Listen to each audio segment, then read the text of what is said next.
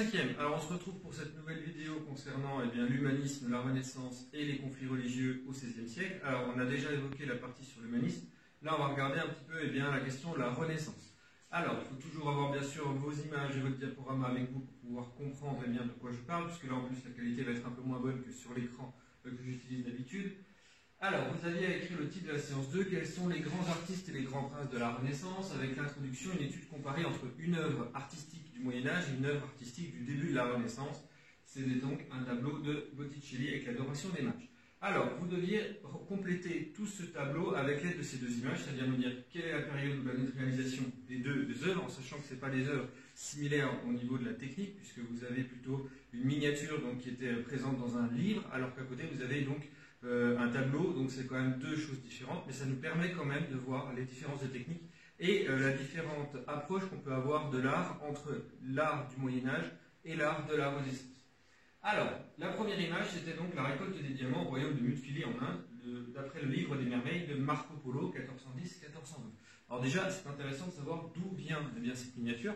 Le livre des merveilles de Marco Polo, ça raconte tout simplement le voyage de Marco Polo jusqu'en Chine, qui était donc à l'époque un Européen qui avait fait un voyage exceptionnel. Il faut savoir que les Européens n'allaient pas jusqu'en Chine à l'époque, c'était beaucoup trop loin, c'était un voyage beaucoup trop long. Il a mis plusieurs années avant d'y arriver, et quand il est revenu, forcément, c'était considéré comme un voyage extraordinaire, et il a raconté son voyage et ce qu'il a vu dans ce livre, en exagérant un petit peu ce qu'il a pu y rencontrer, de manière à faire miroiter des richesses insoupçonnables donc, dans cette partie de l'Extrême-Orient.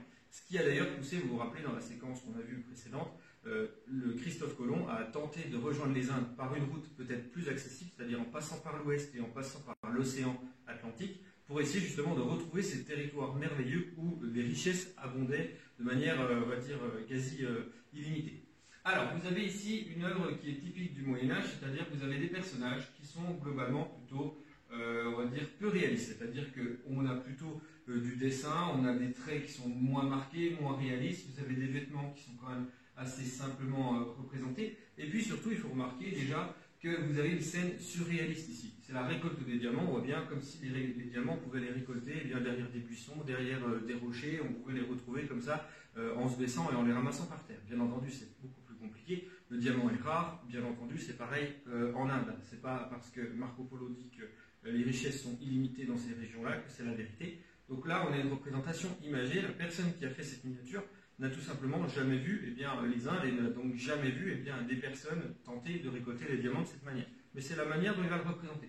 On a des personnes, on a des animaux fantastiques. Ici, on a un dragon, on a une sorte d'oiseau qui est un peu bizarre en haut à droite. Vous avez également donc, des personnages qui sont représentés avec le style vestimentaire occidental de l'époque. C'est-à-dire qu'ici, vous avez une reine clairement qu'on pourrait retrouver en France ou en Angleterre dans le XVe siècle. C'est donc des personnages qui sont mis dans un décor qui pourtant n'est pas, on va dire, ne concorde pas avec les personnages que l'on voit. Normalement, vu que c'est en Inde, on devrait retrouver des Indiens avec donc des vêtements et on va dire des personnes qui seraient normalement originaires de cette région. Là, pas du tout. On représente une scène en imaginant tout simplement que les personnes là-bas ressemblent aux Européens, ou en tout cas, on ne s'embête pas à essayer de retrouver fidèlement les personnages de l'époque.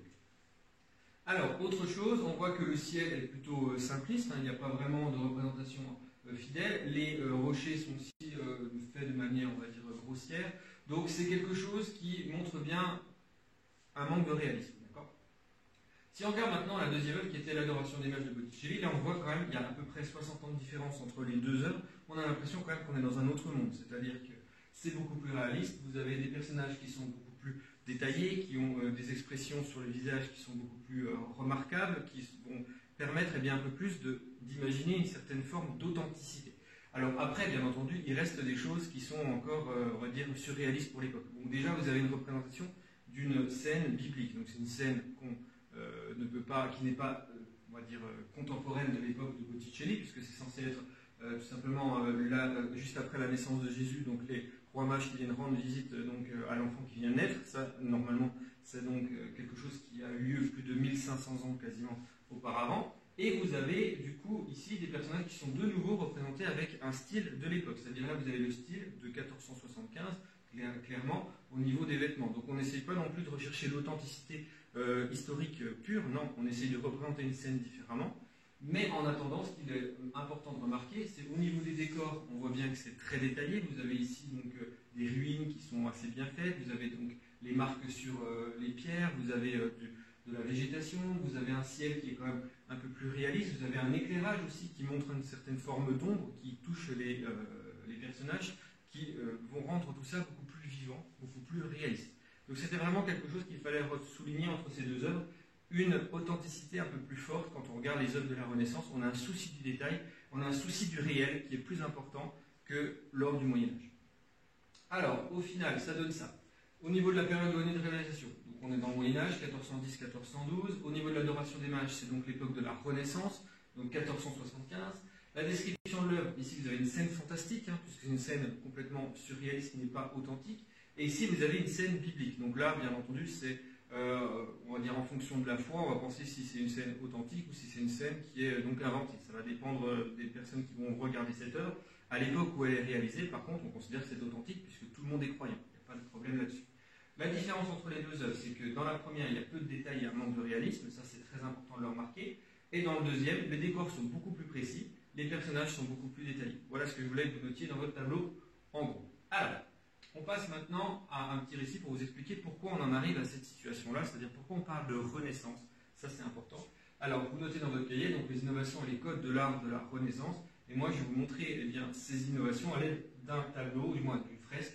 La remise des clés à Saint-Pierre, du Pérugien, donc c'est un artiste de la Renaissance, qui a réalisé donc, cette fresque entre 1480 et 1482.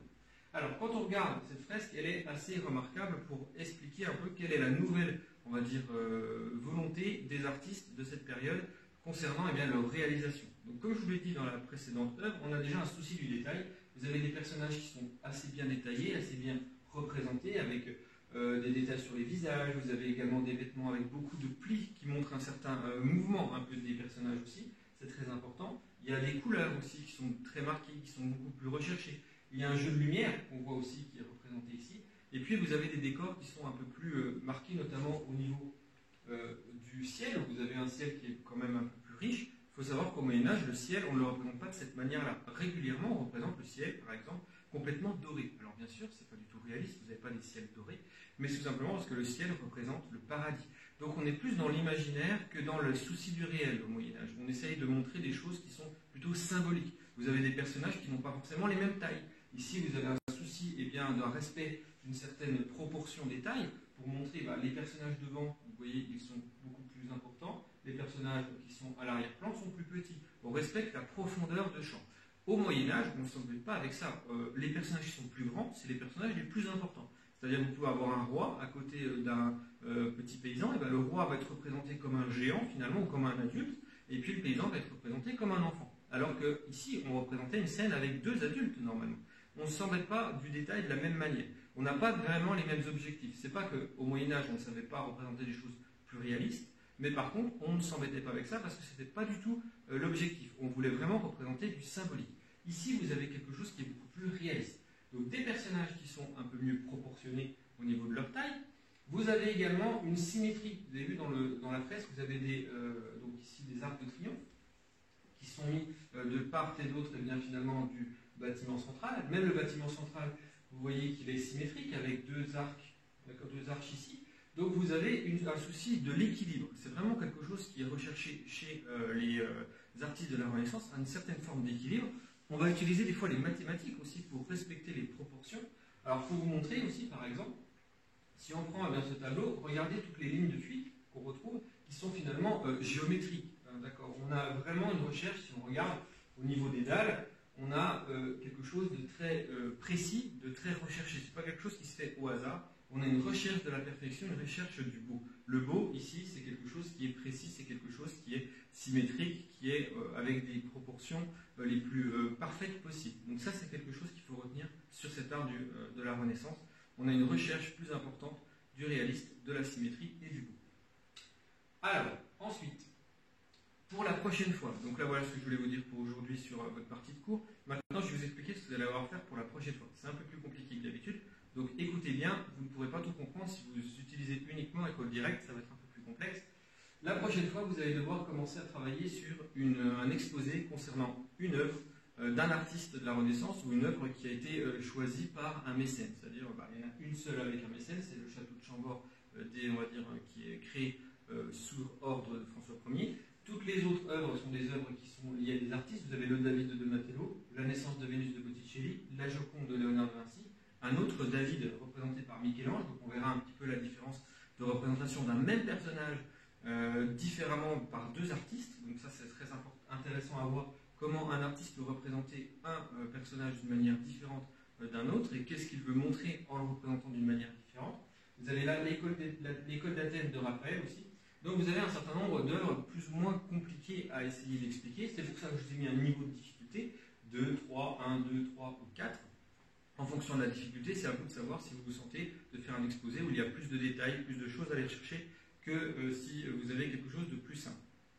Alors, pour pouvoir déterminer qui parmi vous va faire tel ou tel exposé, vu qu'on n'est pas en classe et que je ne peux pas faire simplement un vote à main levée ou tout simplement, je ne sais pas, une répartition en fonction des souhaits de chacun de manière, on va dire, simplifiée, eh bien on va essayer de trouver une autre solution. Vous allez tout simplement remplir une fiche de sondage. Alors vous avez ici un QR code qui vous amène tout simplement vers une fiche de sondage Google Form. Vous allez donc choisir 4 œuvres parmi toutes celles qui sont présentées ici que vous préférez, en mettant bien entendu un ordre de préférence. Moi, ça me permettra de faire une petite sélection et donc de décider qui va faire telle œuvre, qui va faire telle autre. Donc déjà, faites ça, c'est important. Une fois que vous aurez rempli ce formulaire, ce sondage, moi je vous communiquerai ensuite par mail la liste des élèves avec l'artiste et surtout l'œuvre qu'il doit représenter. D'accord ? Donc vous allez avoir à faire ça d'ici mercredi, c'est important. Mercredi, je donne la décision, je donne le choix pour tous les élèves. Donc si vous ne l'avez pas rempli, vous aurez forcément quelque chose que vous n'aurez pas choisi d'abord.